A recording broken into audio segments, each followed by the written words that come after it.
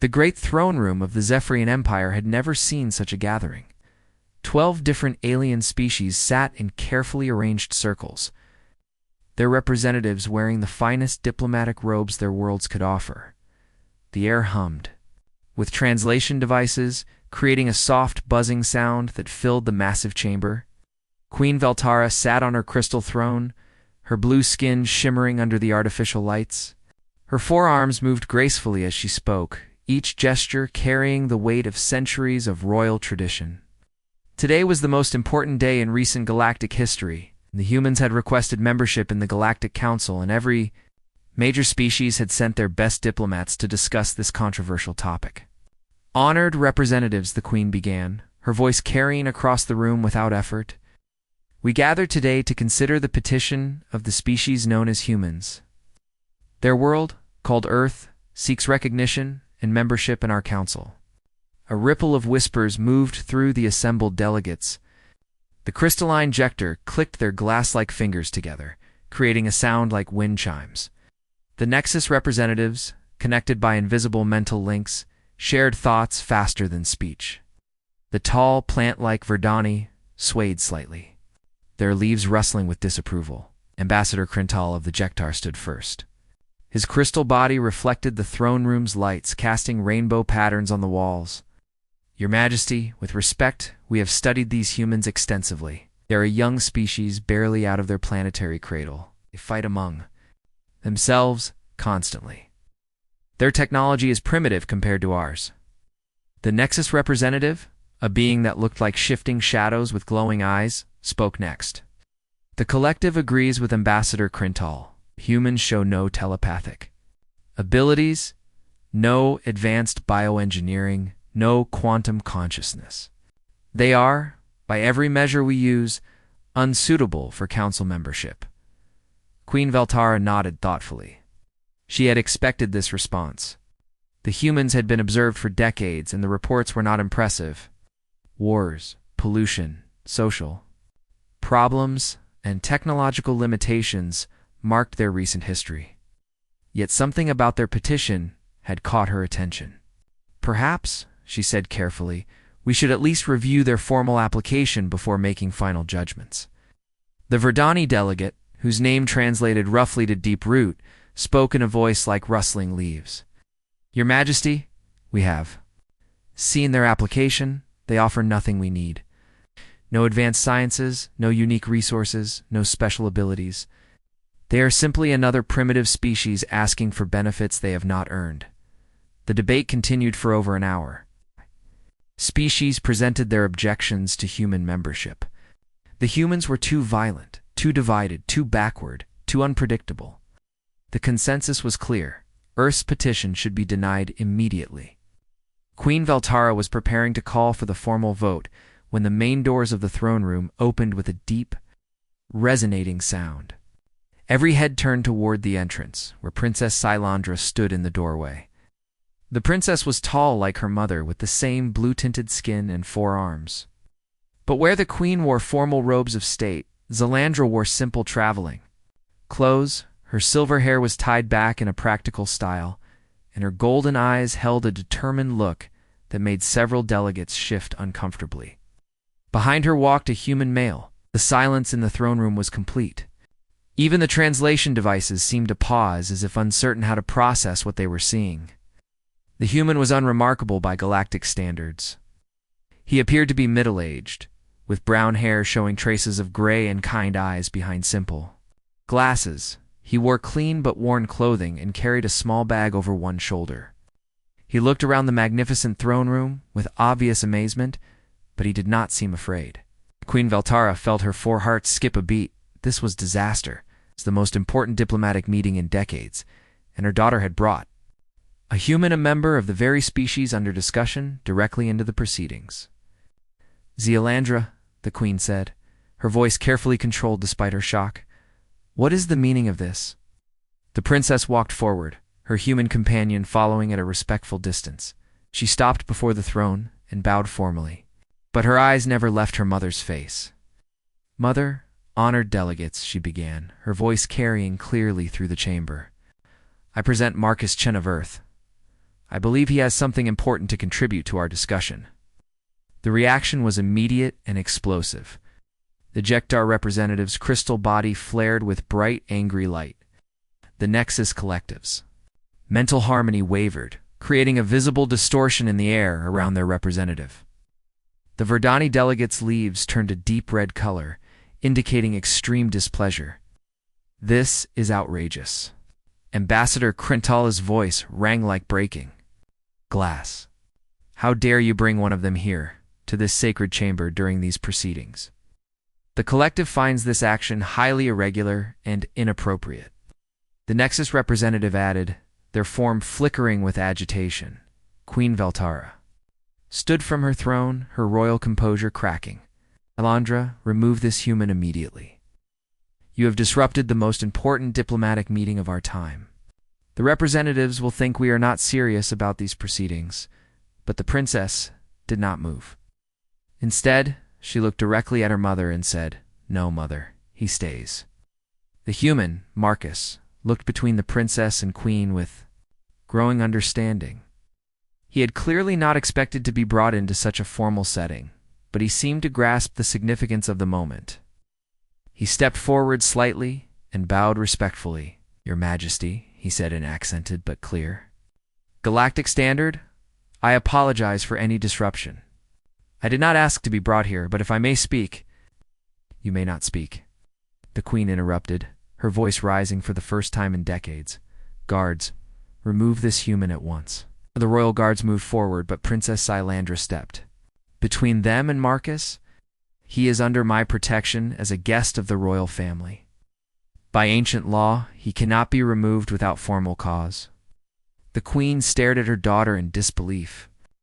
The princess had invoked an old law that protected diplomatic guests, but using it to shield a human in the middle of these proceedings was unprecedented. "Zalandra," the queen said slowly, "who brought this man to our world? Who is responsible for this embarrassment?" Princess raised her chin proudly and spoke the words that would change everything.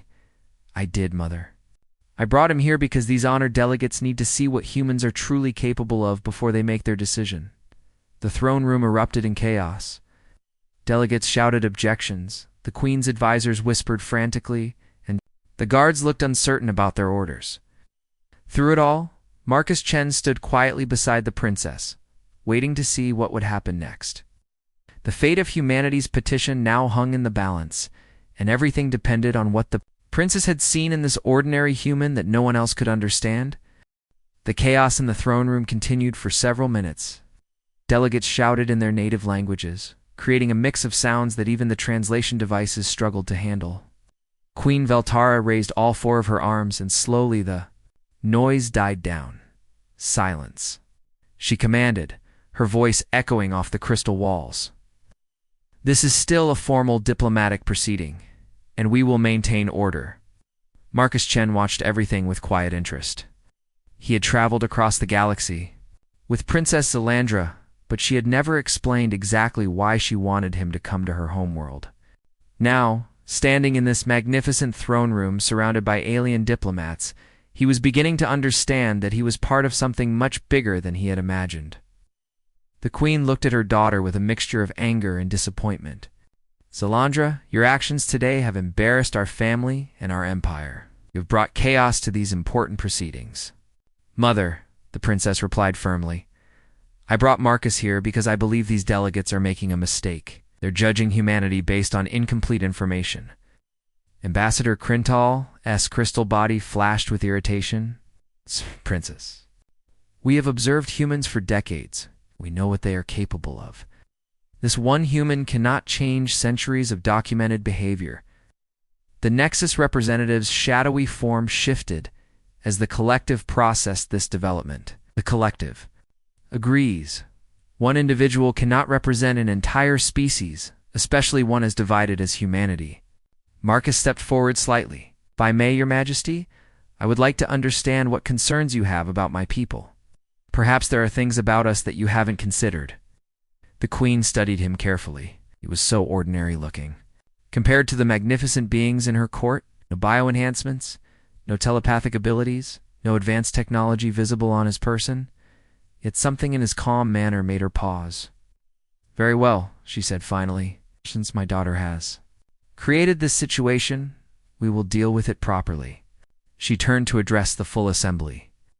"Honored delegates, we have an unexpected opportunity. We can test this human directly, here and now." The delegates murmured among themselves. This was highly irregular, but also potentially useful. They could demonstrate human limitations publicly. It might end the petition debate once and for all. "What do you propose, Your Majesty?" asked Deeproot, the Verdani delegate. Queen Veltara smiled, but it was not a kind smile. "We will give this human a challenge. If he succeeds, we will grant humanity a full hearing for council membership. If he fails, Earth's petition will be permanently rejected." Princess Xylandra looked worried. "Mother, what kind of challenge?" The queen gestured to one of her advisors, who brought forward a large crystal display. Mathematical symbols and equations appeared in the air above it, forming complex patterns that seemed to shift and change constantly. "The theorem of infinite recursion," the queen announced. "For over 800 years, this mathematical problem has challenged the greatest minds in the galaxy. The Jector have used their quantum computing arrays. The Nexus has applied their collective consciousness. The Verdani have grown biocomputers specifically for this purpose. All have failed." Marcus looked up at the floating equations with interest. The symbols were unfamiliar, but the mathematical concepts were beginning to make sense as his translation device worked to convert them into terms he could understand. "The problem," the queen continued, "concerns resource distribution across infinite expanding territories. It has prevented galactic expansion for centuries. Because no one can solve the recursive calculations required for proper planning, Ambassador Crintal's crystal form rang with amusement. "Your Majesty, this is cruel but effective. It's our greatest." "Mathematicians have worked on this problem for generations. How can one primitive human succeed where we have failed?" The Nexus representative's form flickered with what might have been laughter. "The collective calculates the probability of human success at approximately 0. Marcus studied the equations more carefully. The translation device was working harder now, converting advanced mathematical concepts into language he could process. After several minutes, he looked up at the queen. "Your Majesty, may I ask what happens if I cannot solve this problem in the traditional way?" The queen's expression grew stern. "Then humanity's petition is denied, and Earth will be barred from all future council considerations. The decision will be final and permanent, and if I do solve it, then your species will receive a full hearing, and we will seriously consider your membership application." Marcus nodded slowly. "How long do I have?" 3 days, the queen replied.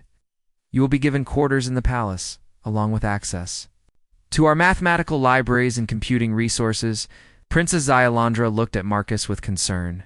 "You don't have to accept this challenge. It's not fair." But Marcus was already nodding. "I accept, Your Majesty." 3 days to work on the theorem of infinite recursion. The delegates began placing bets immediately. The Jectar wagered that Marcus would give up within the first day. The Nexus Collective calculated that he would make no meaningful progress at all. The Verdani predicted he would become frustrated and request to return to Earth. Only Princess Xylandra remained silent, though she watched Marcus with an expression of hope mixed with worry.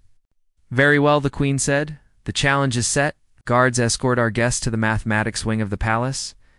Provide him with whatever resources he requests." As the formal session ended, the delegates dispersed into small groups, discussing this unexpected development.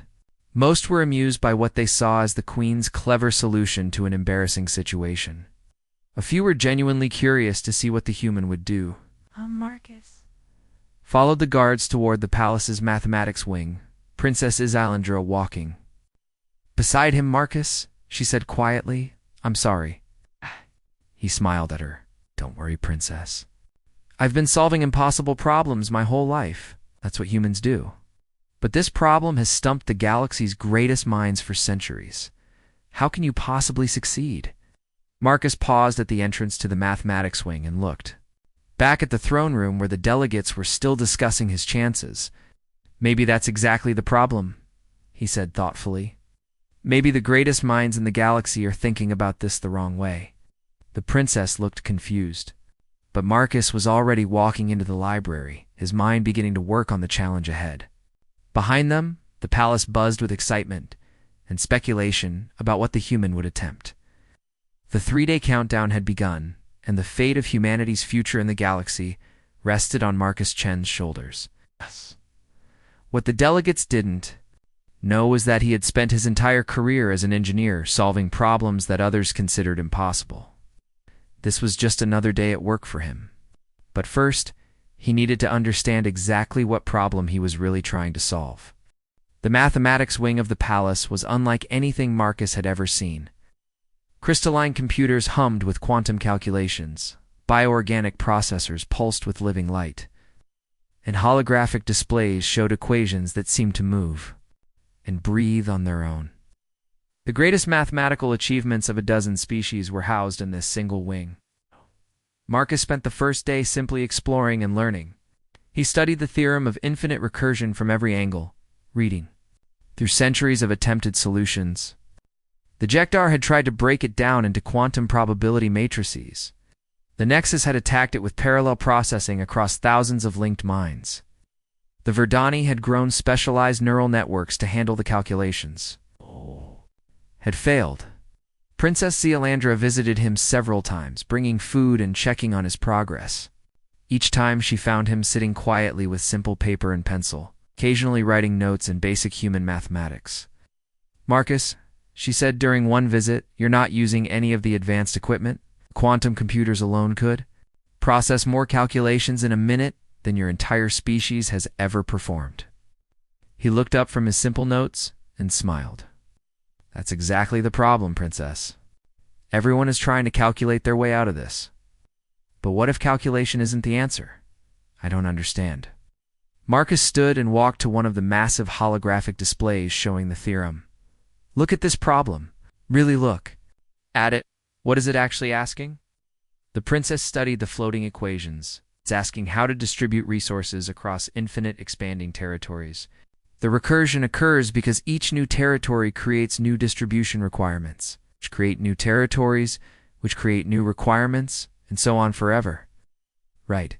And for 800 years, every species has tried to solve this by finding the perfect mathematical formula. But what if perfection isn't the goal? Before the princess could respond, Marcus walked to the palace's communication system and requested an audience with the queen. When the request was approved, he made an unusual request. Instead of meeting in the throne room, he wanted to meet in the queen's private garden. An hour later, Queen Veltara found herself in her garden, surrounded by exotic plants from across the galaxy. It was a peaceful place where she came to think, far from the formal protocols of the throne room. Marcus was already there, sitting on a simple bench, still holding his paper and pencil. "This is highly irregular," the queen said as she approached. "You have 1 day left to solve the theorem, and you request a garden meeting. Your Majesty, I need to ask you something important. When this problem first appeared 800 years ago, what was actually happening in the galaxy?" The queen sat across from him, curious despite herself. The galaxy was expanding rapidly. New territories were being discovered and settled, constantly. The council needed a way to manage resource distribution fairly across all these new areas. And what happened when no one could solve the theorem? Expansion slowed dramatically. New settlements became rare. The galaxy essentially stopped growing because we couldn't figure out how to manage the resources properly. Marcus nodded. So the lack of a solution became a barrier to progress. Exactly. Without the perfect distribution formula, the council couldn't authorize new expansions. It was deemed too risky. Marcus looked around the garden, pointing to the various plants. "Your Majesty, how do these plants decide how to distribute their resources? How do they know how much energy to put into roots versus leaves versus flowers?" The queen looked puzzled. "They don't decide anything. They simply respond to their environment. If they need more water, they grow more roots. If they need more light, they grow taller. They adapt as they grow." Exactly. Stood up. Excitement growing in his voice. "They don't have a perfect plan. They don't calculate every possible scenario. They just respond to what they need when they need it." The Queen was beginning to understand. You're suggesting that the galaxy has been approaching this problem incorrectly. I'm suggesting that the problem itself is based on a false assumption. You're trying to create a perfect system for managing infinite expansion, but perfection isn't possible with infinity. The moment you achieve perfection, the system changes, and you need a new perfect solution. Marcus pulled out his simple paper and showed her his notes. Instead of complex equations, he had drawn diagrams that looked like tree branches and flowing rivers. Humans have faced similar problems throughout our history. We've never had perfect solutions, so we learned to make good solutions that can adapt and improve over time. The Queen studied his drawings. These look like growth patterns. They are. When humans build cities, we don't plan every building for the next 1,000 years. We build a good foundation, then add and modify as we grow. When we explore new territories, we don't map every possible route. We choose a good direction and adjust as we learn. But that's so imprecise, so inefficient. Marcus smiled. But it works, and it keeps working even when conditions change. Your perfect mathematical solution would only work for the exact conditions it was designed for. The moment something changes, you'd need a new perfect solution. The Queen was quiet for a long moment, processing this radically different approach. So what are you proposing? I'm proposing that the galaxy stop trying to solve the theorem of infinite recursion and start working around it, instead of perfect. Resource distribution. Create adaptive resource distribution. Instead of planning for infinity, plan for the next step and build in the ability to adapt. But how would that work in practice? Marcus spent the next hour explaining his concept. Instead of trying to calculate perfect resource distribution across infinite territories, the galaxy could create a system that responded to actual needs as they arose. Resources would flow where they were needed most, adjusting automatically as new territories were added. It's like water finding the most efficient path down a mountain, he explained.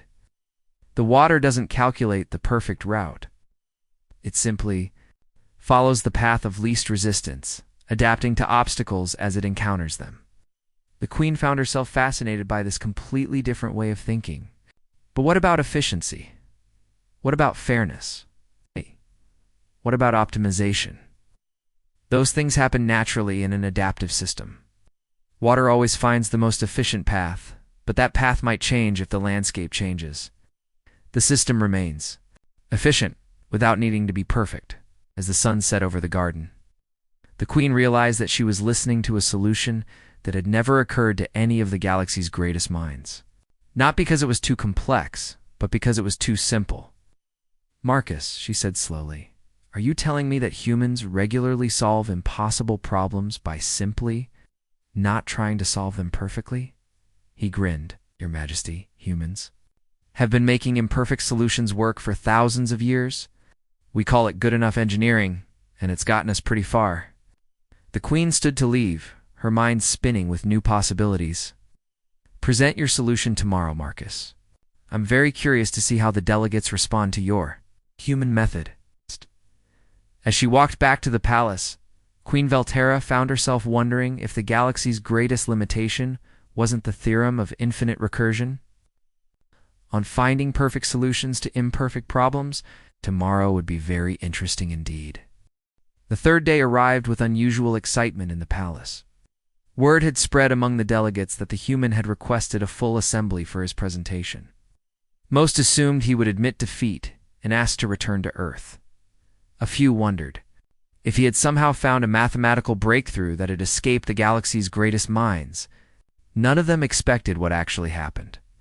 The throne room was packed with not just the original delegates, but also mathematicians, scientists, and curious palace staff. Queen Velterra sat on her crystal throne, watching Marcus Chen set up. His presentation with simple tools, paper charts, basic diagrams, and what appeared to be children's building blocks. Ambassador Crintal's crystal body sparkled with amusement. Your Majesty, it appears our human friend has brought toys to solve one of mathematics' greatest challenges. The Nexus representative's shadowy form flickered with collective laughter. The collective finds this display highly entertaining. Perhaps he will solve the theorem with finger painting next. Princess Zelandra sat quietly near the throne, but her eyes were focused intently on Marcus. Something in his calm confidence made her think the delegates might be in for a surprise. Marcus stood before the assembly and bowed respectfully. "Your Majesty, honored delegates, I thank you for this opportunity. Before I present my solution, I need to ask a question that might seem strange." Queen Valterra nodded. "Proceed. Has anyone here ever built a bridge?" The question caused confused murmurs throughout the room. Ambassador Crintal's crystal form rang with puzzlement. "What does bridge construction have to do with the theorem of infinite recursion?" Marcus smiled. "You see, when humans build a bridge, we don't calculate the exact stress on every molecule of every bolt. We don't account for every possible weather pattern for the next 1,000 years. We don't solve perfect equations for infinite load variations." He picked up some of his simple building blocks and began constructing a small bridge structure. "Instead, we calculate for reasonable loads, build in safety margins, create something that works well for most situations. Then we monitor it and make adjustments as needed." The Verdane delegates' leaves rustled with dismissal. "But that's so imprecise, so potentially dangerous. How can you accept such uncertainty?" Because Marcus replied, continuing to build his block bridge. "The alternative is never building any bridges at all, which is exactly what has happened to galactic expansion. You've been so focused on finding the perfect solution that you've stopped expanding entirely." He turned to address the full assembly. "For 800 years, you've been trying to solve the theorem of infinite recursion. But what if I told you that the theorem itself is the problem, not the solution?" The room fell silent. This was not what anyone had expected. Marcus walked to the large holographic display showing the theorem. "This beautiful mathematical construction assumes that you need to plan for infinite expansion all at once. But that's not how growth actually works in the real universe." He gestured to his simple diagrams.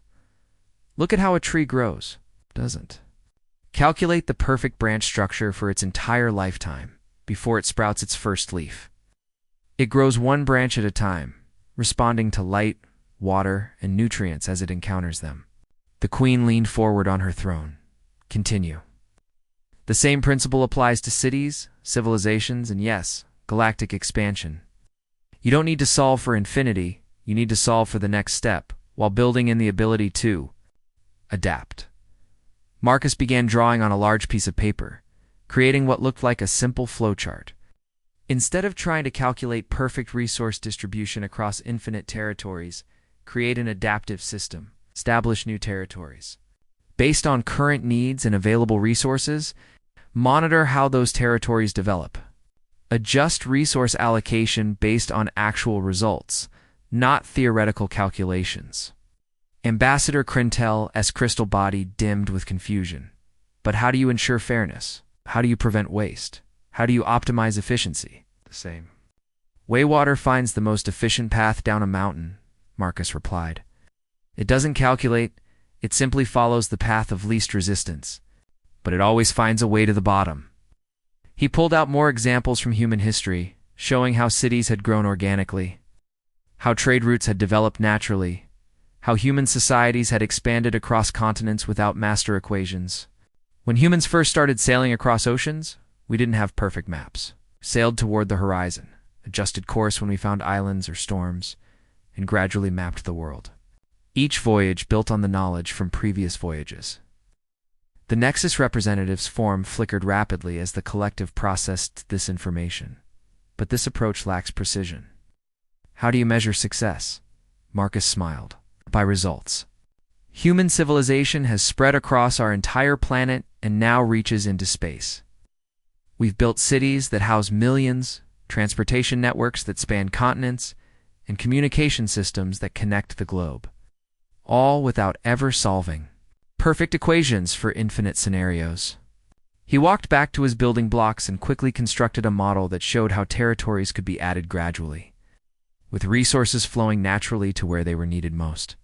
"The beauty of this approach," he continued, "is that it works regardless of how large the system grows. Whether you're managing 10 territories or 10,000, the same principles apply. You respond to actual needs, not theoretical calculations."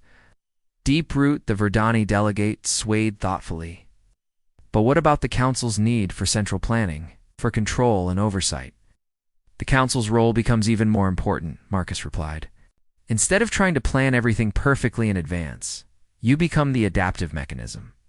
You monitor the system, identify problems early, and make adjustments as needed. You become problem solvers rather than problem preventers. The room buzzed with discussions in multiple languages as delegates tried to process this completely different approach. Some were skeptical, others intrigued, and a few were beginning to see the revolutionary implications. Queen Veltara stood from her throne.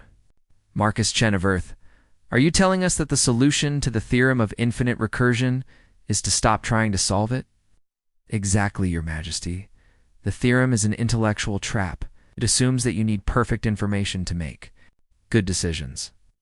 But in the real universe, you never have perfect information. You have good enough information, and you make good enough decisions, and you adjust as you learn more. He gestured to his simple diagrams and models. This isn't just theory. This is how humans have solved every major challenge in our history. We don't wait for perfect solutions. We create working solutions and improve them over time. Princess Zealandra was smiling now, understanding finally dawning on her face. That's why I brought you here, Marcus. You don't think like we do? You think like water flowing around obstacles. Exactly, Princess. And water always finds a way forward, even when the path isn't perfect. The delegates were no longer laughing. They were beginning to realize that this ordinary human had just proposed a solution that could transform galactic civilization. Not through superior mathematics or advanced technology, but through a fundamentally different way of thinking about problems. The question now was whether the galaxy was ready for such a change. The throne room remained silent for a full minute after Marcus finished his presentation. 12 different species processed what they had just heard, each trying to understand the implications of this radically simple approach to their most complex problem. Queen Veltara was the first to speak. Marcus Chen of Earth, she said slowly, you have not solved the theorem of infinite recursion. Instead, you have shown us that we have been asking the wrong question for 800 years. Bastard. Crintal's crystal body pulsed with uncertain light. Your Majesty, this human's approach is so ... basic. How can something so simple work when our advanced mathematics have failed? Marcus stepped forward respectfully. Ambassador Crintal, may I ask you something? When your people first developed space travel, did you wait until you could calculate the perfect route to every star in the galaxy? The crystal being flickered? Of course not. We started with nearby systems and gradually expanded our range. As our technology improved, exactly, used adaptive exploration. You solved each challenge as you encountered it, rather than trying to solve all possible challenges before you began. The Nexus representative's shadowy form shifted as the collective mind processed this connection. The collective begins to understand. We have been treating expansion as a mathematical problem, when it is actually an adaptive process. Princess Xylandra stood from her seat near the throne. Marcus, show them the economic projections. Marcus nodded and pulled out his final set of simple diagrams. If the galaxy adopted adaptive expansion starting next year, within a decade, you could have twice as many settled territories as you have now. Within a century, galactic civilization could grow beyond anything you've imagined. He showed charts, comparing the current stagnant growth with projected adaptive growth. The numbers were stunning. Deep-Root, the Verdani delegate, swayed forward. But how do we ensure this doesn't lead to chaos? How do we maintain order across such rapid expansion? The same way a forest maintains order, Marcus replied. Trees don't fight over sunlight. They find the best available spots and adapt to their environment. When resources become scarce in one area, growth naturally shifts to areas with better resources. Queen Veltara studied the projections carefully. These numbers seem almost too good to be true, Your Majesty. They're conservative estimates based on human historical data. When humans stopped trying to plan everything perfectly and started adapting to challenges as they arose, our rate of progress increased dramatically. Marcus walked to the center of the room, addressing all the delegates directly. Every species here has achieved incredible things. The Jekdar created quantum computing. The Nexus developed collective consciousness. The Verdani mastered biological engineering. But you've all been limited by the same false assumption that you need perfect solutions before you can move forward. The delegates began discussing among themselves in hushed tones. 800 years of stagnation could end. The galaxy could begin expanding again, growing, exploring, discovering new worlds and new possibilities. Ambassador Crintal's crystal form brightened. The human's logic is sound. We have been so focused on avoiding mistakes that we stopped making progress. The Nexus representative nodded, their form stabilizing. The collective agrees. This adaptive approach could revolutionize not just expansion, but all aspects of galactic governance. Queen Veltara looked at her daughter with new understanding. Zalandra, how did you know? How did you recognize what this human could offer us? Princess Zalandra smiled. I spent time on Earth, Mother, observing their civilization, watched how humans solve problems. They don't have our advanced technology or our perfect mathematical systems, but they keep moving forward. They build, they adapt, they improve. They never let the perfect become the enemy of the good. You lived among the humans? The Queen asked, surprised. For 6 months. I wanted to understand them before making any recommendations about their council petition. What I found was a species that excels at exactly what we need most: practical problem solving. Marcus added, Princess Xylandra didn't just observe us, Your Majesty. She worked alongside human engineers, farmers, city planners, and explorers. She saw how we approach challenges that seem impossible. The Queen stood from her throne and walked down to where Marcus waited. You have given us more than a solution to our expansion problem. You have given us a new way of thinking about all our challenges. She turned to address the full assembly. Honored delegates, I believe we have witnessed something remarkable today. This human has not only completed his challenge, he has shown us how to move beyond the limitations that have held our civilization back for centuries. Ambassador Crintal. Crystal form rang like a bell, Your Majesty. The Jekdar formally support granting humanity full council membership. Any species capable of such insight deserves a place among us. The Nexus representatives' form brightened. The collective agrees unanimously. Humanity's perspective is exactly what the galactic community needs. One by one, each delegate voiced their support. The Verdani, the aquatic tidal speakers, the silicon-based architects, the energy beings known as the Luminous, all agreed that humanity should join the Galactic Council. But Queen Veltara had an even bigger announcement. Marcus Chen, on behalf of the Galactic Council, I not only grant humanity membership, but I propose creating a new position, Chief Adaptive Solutions Coordinator.